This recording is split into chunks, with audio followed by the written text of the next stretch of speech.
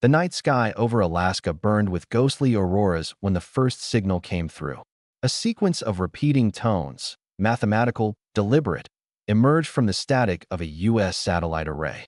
Inside Station Echo, a classified research base buried beneath the snow, scientists gathered in awe and dread.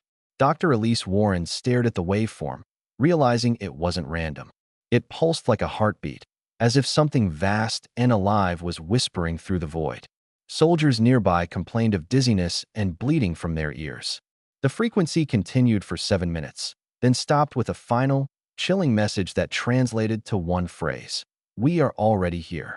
Every screen flickered, and for a moment, they saw shapes moving inside the static. Shapes that looked almost human. Snowfall blanketed the base as communication lines died. Captain Ross ordered a team to investigate the old radar dome 2 miles away, where strange blue light bled through the ice. Radios screamed with static as they approached. One soldier vanished mid-sentence, his voice echoing from every comm channel simultaneously. The dome's surface rippled like liquid metal. Instruments failed, compasses spun wildly, and a faint whisper repeated in the air, "Listening, listening." When they returned, their shadows no longer moved in sync. Elise began comparing the signal to archived transmissions and made a disturbing discovery. It matched an unclassified pattern from 1961. That year, an entire Arctic research station had vanished without explanation. She convinced Ross to drill near the frozen crater beneath Station Echo. As the ice cracked open, machinery uncovered metallic structures older than any human civilization. A drone was sent down. It transmitted only one frame, a flash of shifting geometry, before its lens shattered and a voice emerged from the feed. It wasn't mechanical, but calm, pleading, "Wake us." The ground trembled beneath the base as if something massive stirred far below. Darkness fell earlier than usual. The sky turned a sickly red, and the auroras pulsed like veins. Power systems overloaded, leaving only emergency lights. Bodies of missing personnel were discovered in the snow, alive but motionless, eyes wide, skin cold as ice. They breathed in sync with the same rhythm as the alien signal. A strange humming filled the corridors, bending metal walls as though gravity itself were warping.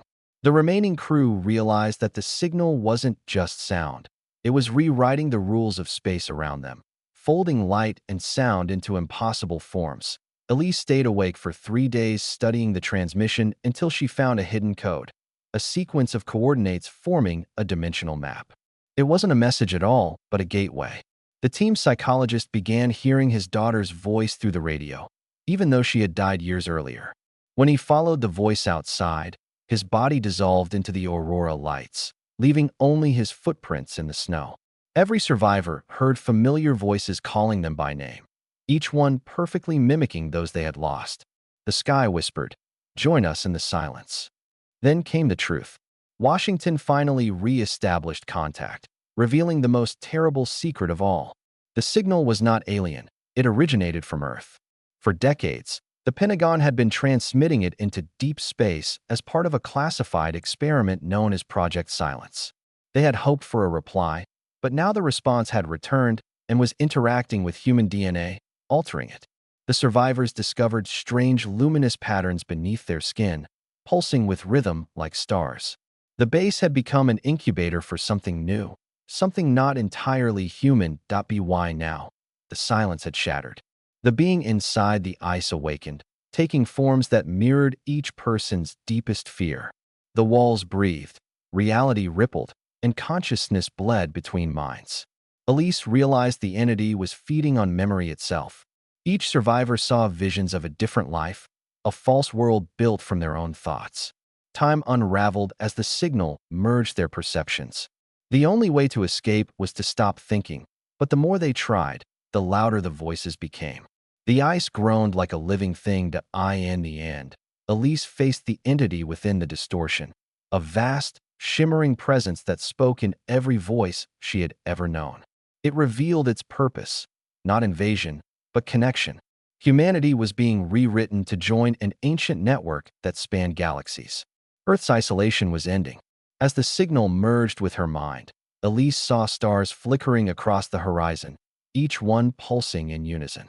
The final broadcast from Station Echo contained only her trembling voice. They never came to visit us. They came to wake us. The world listened, and then the stars began to answer back.